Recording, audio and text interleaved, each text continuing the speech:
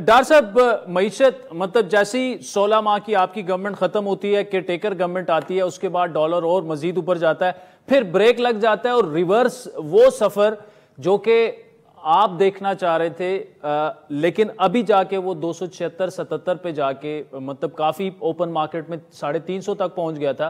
अब आप ये बताएं कि क्यों ये ऐसा हुआ कि आपकी गवर्नमेंट में वो रिवर्स सफर शुरू ना हो सका। और केयरटेकर गवर्नमेंट में एक एतराज ये भी है कि चूंकि एस्टेब्लिशमेंट और इदारे जो हैं वो खुल के आके उन्होंने चीजें अपनी हाथ में ली, एक्सचेंज कंपनी में 2-2, 3-3 लोग बैठ गए, लेकिन ये सपोर्ट तो आपकी गवर्नमेंट को भी दिया जा सकता था और हो सकता है आपके दौर में ये डॉलर अगर यही स्ट्रैटेजी रहती नीचे चला जाए। इस पर आपका कमेंट बहुत जरूरी है डार साहब। देखिए आदिल साहब, एक तो ये है कि जब मैंने जहाज़ पकड़ा तो 6-7 रोज दिन गिरा, उस वक्त ये 240-42 पे था। ये पहले 15 दिन में मेरे आने के बाद, मैं बात करूं सितंबर अक्टूबर 2022, तो ये 15 मिडल ऑफ अक्टूबर तक ये 217 पे आ गया था ऑलरेडी। उस वक्त जो असल में जो गाइडिंग होनी चाहिए रेट की डायरेक्शन, वो है रियल इफेक्टिव एक्सचेंज रेट, जो कि एक फॉर्मूला के तहत वर्कआउट होता है। उस वक्त रीड जो था वो 197-198 था, इसलिए मेरा बयान था वो हवा में नहीं था कि डॉलर जो है, रुपया जो है वो 200 से कम होना चाहिए डॉलर का रेट पाकिस्तान में, और वो उसी डायरेक्शन में चला भी ऑटोमेटिकली बगैर किसी इंटरवेंशन के, और 217 पे आ गया। मैं उसके बाद वर्ल्ड बैंक IMF की मीटिंग्स में गया।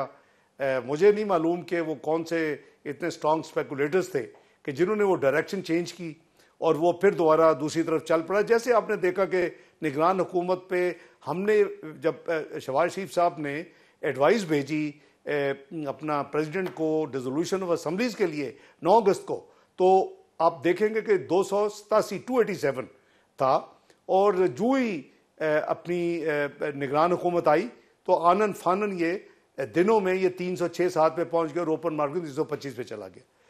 मैं अगेन वही कहूंगा कि रियल इफेक्टिव एक्सचेंज रेट, जो कि मई 2023 में ब्लूमबर्ग जैसे अदारे ने पाकिस्तान की करेंसी के ऊपर एक आर्टिकल लिखा, अभी उन्होंने बाय द वे रिमूव कर दिया हुआ जी, वो मैं उसको काफी हवाला देता रहा हूं।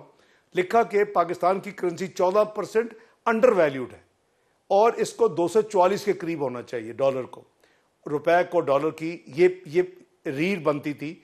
तीसरा उन्होंने ये लिखा, इसकी वजूहत लिखी कि जी एक तो पॉलिटिकल इंस्टेबिलिटी है, दूसरा IMF का अभी भी लिम्बो है। मैं 19 मई 2023 2023 की बात कर रहा हूं, बहुत पुरानी बात नहीं कर रहा।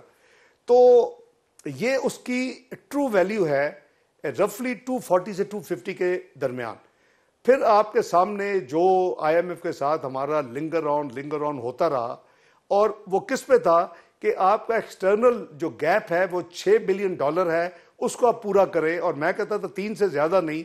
अल्हम्दुलिल्लाह वो हमने बहुत नुकसान उठाया, market nervousness, one of the reason कि रुपया स्टेप नीचे नहीं जा रहा, यानी डॉलर के खिलाफ नीचे नहीं जा रहा।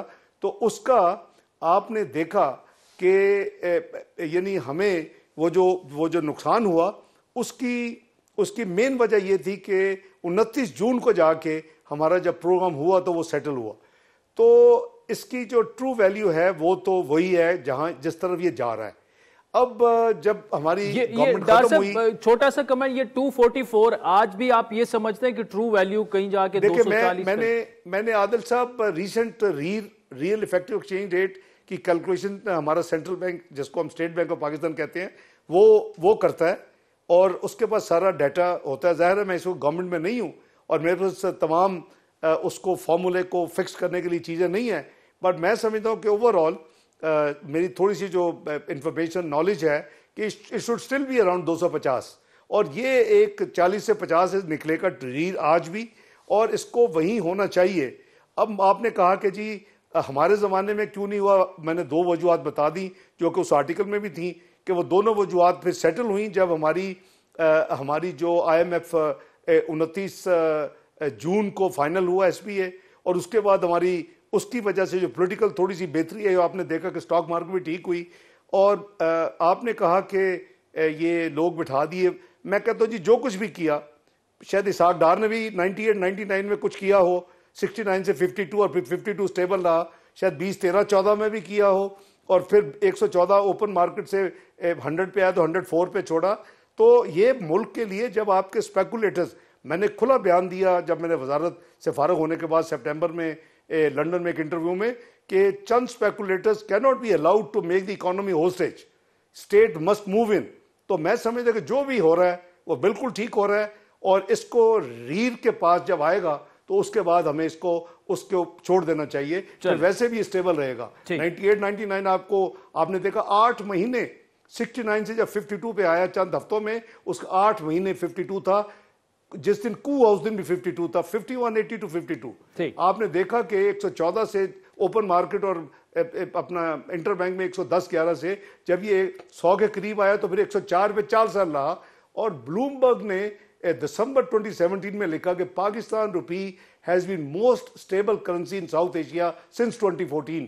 तो बात यह है कि हमें as a country, as a government, ये हमारे जिम्मेदारियां होती हैं, हमें इसको निभाना है। लेकिन उस वक्त हमारा जो IMF की कंक्लूजन थी वो हमारे लिए बे इंतहा इंपॉर्टेंट थी, और उसका इसके भी इफेक्ट था। वो हो गया, उसके बाद हार्डली 5-6 हफ्ते थे गवर्नमेंट खत्म होने में 9 अगस्त में। तो ये जो मूवमेंट हो रही है मैं कॉम्प्लीमेंट करता हूँ, ये बिल्कुल ठीक है, और रीढ़ के पास इस रेट को जाना चाहिए। अच्छी चीज ये कि ग्रेजुअल हो रही है। 98 99 में ये ग्रेजुअल हुई थी, ये वन शॉट में नहीं हुई थी। 20 13 14 में भी ये ग्रेजुअल हुई थी, और अभी भी ये ग्रेजुअल हो रही है। मुझे इससे तसल्ली है कि इसमें किसी को बहुत बड़ा नुकसान या कोई तकलीफ नहीं होगी, लेकिन रेट जो है वो आना चाहिए।